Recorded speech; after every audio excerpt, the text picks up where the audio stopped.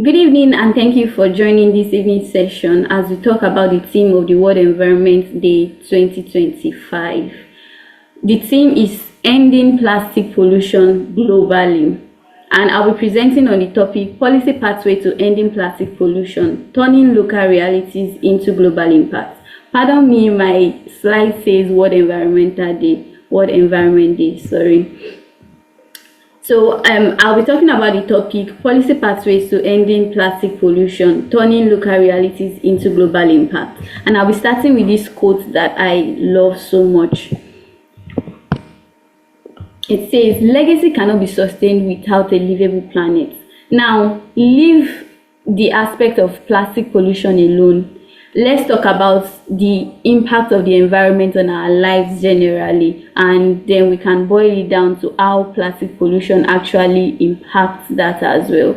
So you agree with me that there are some things that you used to see when you were younger, the things that the environment used to give, things like butterflies, they were just easily seen around. I remember that I used to see that a lot when I was growing up, but that's not the reality now. Even some of the food, for example, the corn that we eat now, you can find out that the seeds in the corn are not as much as they used to be when we were growing up, and all of these things are a result of climate change that are caused by different things, one of which plastic pollution is a huge part of it. And you agree with me that this begs the question, what is going to happen next? Like, if we continue this way, what is going to happen next? What more are we not going to see again? So that's why I resolved to say that legacy cannot really be sustained without a livable planet. Like, if the planet is not okay, if the planet is not in the right frame, then the things that used to be will no longer be, and that's not we passing down things from generation to generation, even as we maximize the environment. So from this standpoint, I want us to look at what we are talking about as regards plastic pollution in a more holistic way. Like, it's even beyond just ensuring that our environment is clean, but it is about securing legacy.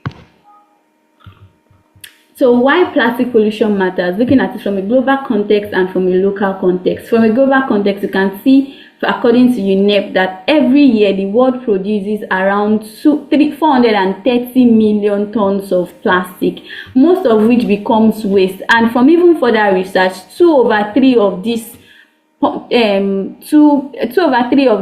plastics that are being produced are actually turned to waste in the long run, and that is outrageous. Even 100 million tons of this plastic alone is enough to affect the environment. Now talking about 2/3 of this, I don't have the maths in my head correctly, but 2/3 of this will definitely be more than 100 million tons of plastic.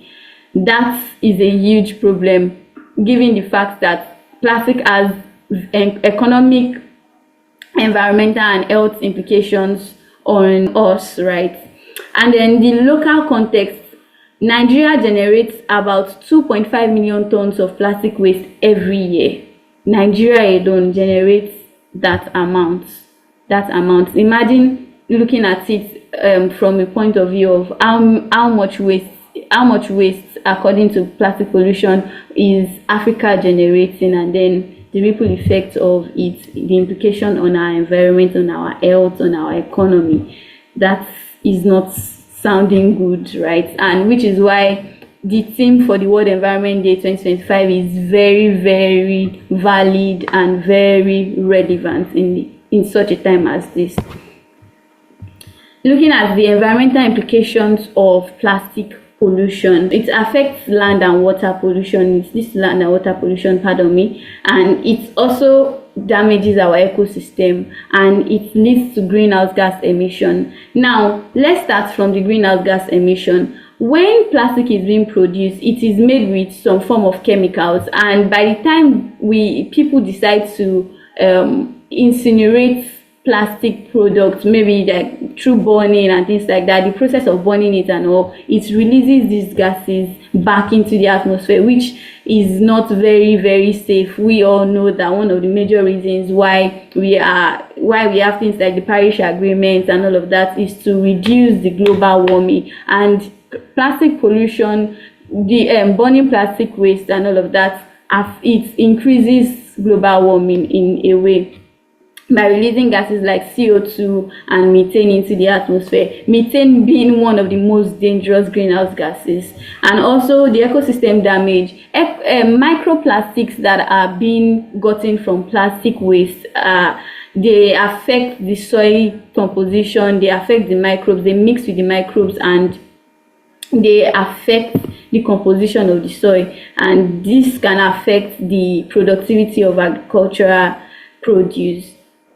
And then there's land and water pollution. It affects drainages, blocks drainages. It affects the waterways like the seas, the oceans. Most of these things are being clogged by plastic waste and just really affecting the animals even in the sea and all of that.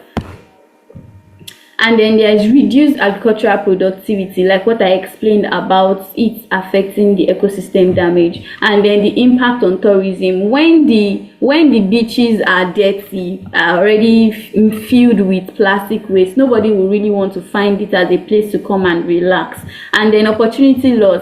Let's say that there are enough infrastructures to actually recycle this plastic waste. It would in turn increase the economic yield in the society, but that is not the reality, especially in Nigeria and some other African countries. Moving forward, what are the existing policy landscapes in Nigeria? Now, we have the National Policy on Plastic Waste, which was designed in the year 2020, and it has some specific objectives, one of which is life cycle approach, extended producer responsibility, stakeholder engagement, and public awareness. Now, looking at the life cycle approach, this policy seeks to ensure that from the production to the disposal of plastic waste, we ensure that there is a sustainable system around it to ensure that the environment is safe while at it. That means while producing this plastic, we are producing it in a way that is not releasing gases that are dangerous to the environment, and in the process of use and process of disposal as well, we are ensuring that we are not disposing it in a way that is going to be harmful to the environment, like just dumping them into the sea or dumping them into our drainages, causing flooding and all of that. And then I believe that the life cycle approach is also connected to the extended producer responsibility, because extended producer responsibility ensures that we hold the producers accountable for the entire life cycle of their plastic products. Now, we know that they are plastic products, right? But there are industries that individually produce this for their use in the context of their products, right? So keeping these industries and these producers accountable, we ensure that we are managing the life cycle of a plastic product, single-use plastic products in the environment and all of that, and also the stakeholder engagement. One thing I believe strongly is that if there is a national policy, it has to have a way that it is being driven down to the subnational government, so that we can in fact reach each state and each towns in their context, because a local government is made up of different towns, then a state government is made up of different local governments, and then a state government a country is made up of different states. So if policies are being passed down in such a way that it addresses the context of each of these towns, right, it affects the context of each of these towns, then we become more productive. And it is just clear as to why a stakeholder engagement is very important in the objectives of the policy. And also the public awareness, promoting education and awareness campaign on the impact of plastic waste. Now, if we have a people that are not clear about what the government or the stakeholders are doing as regards plastic waste, then it will be very difficult to enforce the policy designs and the policy implementation to the society, because everything that the policy is running towards is to ensure that we all that are in the planet, remember the quote that there is no true legacy without without a livable planet. So it's to ensure that we are not in an environment that is safe enough for us. So we need to be aware of what is being done. We need to be aware of the implication if things are not being done the right way, and that will ensure that everybody is in check, everybody is aligning to the goal of the policies, right? Moving on, and the national policy on plastic waste was further strengthened by some implementation guidelines that were released in the year 2024, and it further enforces enhanced collection and diversion of plastic waste, single-use plastic, increased recycling rates, and then reduction of single-use plastic.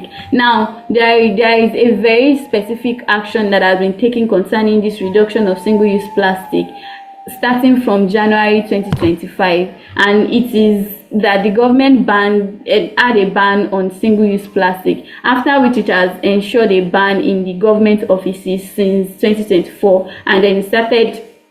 The ban on single-use plastic in Nigeria began effective January 2025, and here is what it reads: that the ban will target items such as straws, cutlery, plastic bottles, and small water sachets. It aims to curb plastic pollution and encourage the use of sustainable alternatives. Okay, I've been seeing things like Capri-Sun for children. These people are changing their straws, their plastic straws, they are changing into paper, and some other little changes like that. But then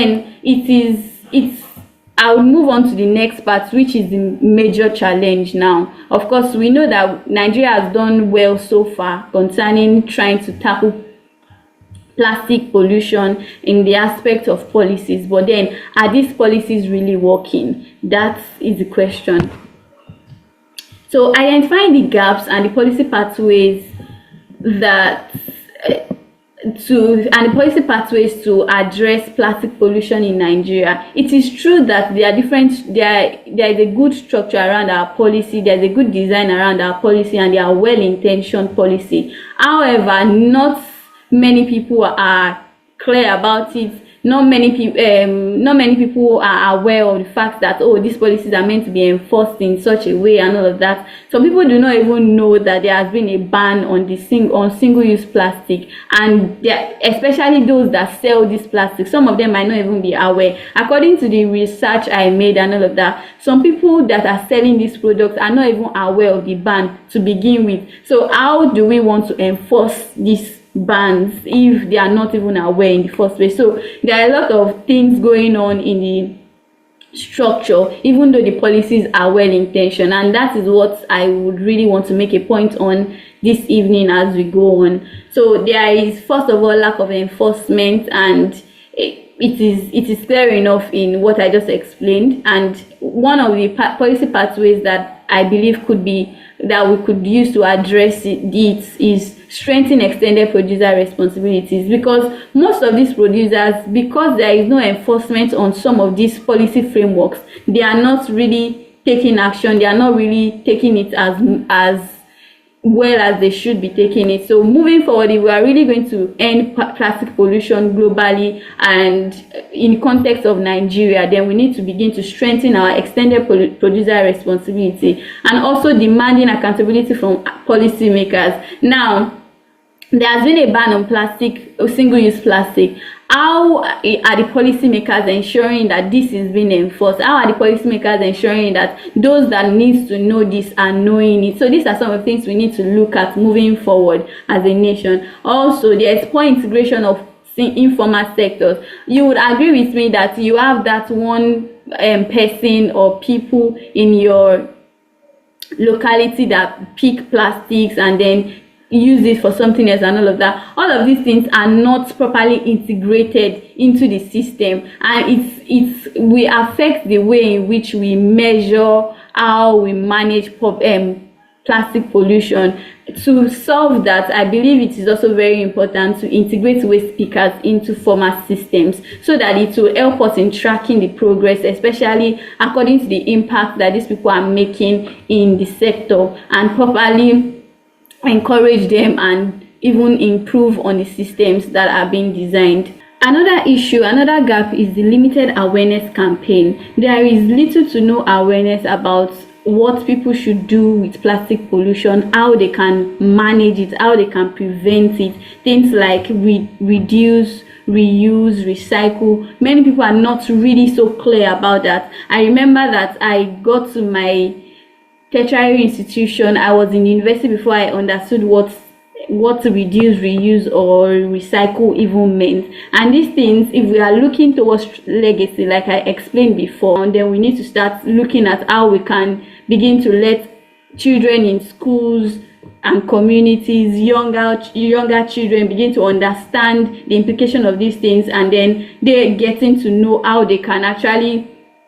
solve these problems in their own little way. Also, there should be media campaigns targeting plastic consumption habit, because it's not only, of course, we are trying to work towards legacy by building the next generation to understand better and do better. It is also very important for us to do more now. It is also very important for us to be aware of what we that are here now can do. I mean, we that are already grown enough can do to actually change the narrative. And this can also, we can also look at another gap, which is the inadequate recycling infrastructure. When we enable community-led plastic recovery system and incentivize local recycling innovations, I believe that it's going to go a long way in closing this gap in the recycling infrastructure. And remember the economic implications that I explained earlier concerning the opportunity loss. This is going to increase our opportunity. It's going to help us to maximize the challenge of plastic pollution rather than feel the effect of it by increasing our recycling infrastructure and just really doing well enough with it. That being said, even though we have these challenges and we are looking for better ways to solve them, there have actually been startups and companies that have done well over the years in solving plastic pollutions, even though we know that we need more. But then it is okay to identify these startups and also show them as examples of legacy. One of it is Atulo Sostec.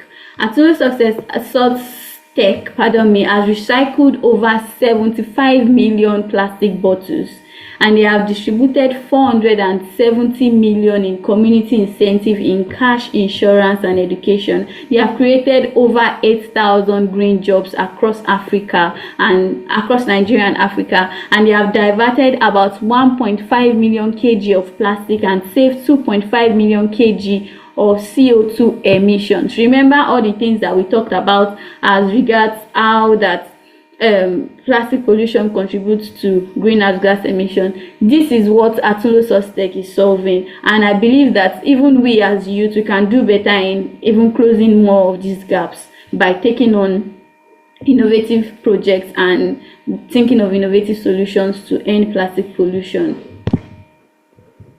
Also, there is an NGO called Perverse Our Roots, which was founded by a 17-year-old Amara. And remembering again, this ties back to, again, talking about legacy. Now, this young girl is already building a legacy that is going to last long, that is going to be sort of an example even to people in our generation, in our age, and just a motivation that you can't be too young to solve a problem. And these are some of the things that we need to begin to look at. Also, she built a playground from recycled materials in Ikota, Lagos State. This system integrates flood-resistant trees and awareness hubs. So it is also a system whereby people come, they play, and then there are trees planted in that system, a very healthy environment. And they also have little hubs where they get to keep other people aware of it. Remembering also that we said there's need for a lot of awareness to be done as regards plastic pollution and how we can improve our behaviors and our attitude towards plastic disposal. Also, they plan to expand to multiple communities across Nigeria. Yes, these are things that are laudable, that have been going on so far, regardless of the gaps that we have even at the moment that we believe we can, if we do better in those things, we would even solve more of our plastic pollution issue. Now, what are the role of youth in ending plastic pollution? We as youth, we need to begin to partner with others to build more local solutions. Now, there's Localized, which is located mainly in Lagos State. How about if you partner with them to extend it to your state, or you partner with people even in your local community to build that kind of solution in the context of your own immediate community? These are ways that we can begin to solve this problem while we even wait for policies being closing the gaps around policies and all of that. It is okay to think about those things and talk about them, that this is not being done, this is not being done, but then there is what we can also do right now to end plastic pollution locally and making it a global impact. Also, we need to intentionally commit to behavioral change as individuals. If we are going to stop plastic disposal in drainages and even in our waterways and all of that, then we need to begin from ourselves. We need to begin to say, I'm not going to be that citizen who goes on in a car and throws out my Coca-Cola bottle through the window. You need to begin to tell yourself, I'm not going to be that. We need to begin to change our behavior, because there are many, aside from Perversa Root, Localized, there are a lot of other startups that are also working towards improving this situation of plastic pollution in this country. And you can decide to just gather your plastics and take it to those type of points where they collect it and exchange it even for a little amount. And even if you are not exchanging it for a little amount, you are at least saving the environment, having legacy in mind. Also, we need to demand accountability from policy makers where we can. Where you have the opportunity to talk, when you have the opportunity to demand it, please, let's begin to take responsibility in demanding this accountability. And so what's next? After all of the things that we have talked about now, as individuals, as a community, as policymakers, and as industries? As individuals, we should choose to reduce, reuse, and refuse single-use plastic. We should choose to reduce, reuse, and refuse single-use plastic. This is going to go a long way. One person at a time, we are ending plastic pollutions. And also, as a community should advocate for inclusive waste system that encourages recycling. Yes, when as a community you have decided that yes, we are going to segregate our waste properly, and we are going to ensure that the ones that can be recycled will be recycled, rather than just burning them off in different parts of our communities. These things are going to go a long way in ensuring that we tackle waste and plastic pollution in our country, in our community, and in the world at large. Also, as policymakers, we should close policy gaps and support grassroots innovations. As policymakers, we should do that. When you get the opportunity to advocate, or when you get the opportunity to be part of a policy design, especially around plastic pollution or any other policy that would be of great impact to the environment, we should have all of these things in mind. Also, industry should comply to extended producer responsibility. While we are trying to make sure that policymakers enforce this framework, this extended producer framework, even industry producers themselves should try to ensure that they comply to this extended producer responsibility. And collectively, we can solve the problem of plastic pollution if we decide to make do with all of these things. I believe that you have learned a lot. I believe that this has been insightful. Thank you for listening, and look forward to your solutions and what you choose to, the behavior that you choose to change as regards ending plastic pollution in the long run. And yes, always remember that legacy cannot be sustained without a livable planet. Thank you.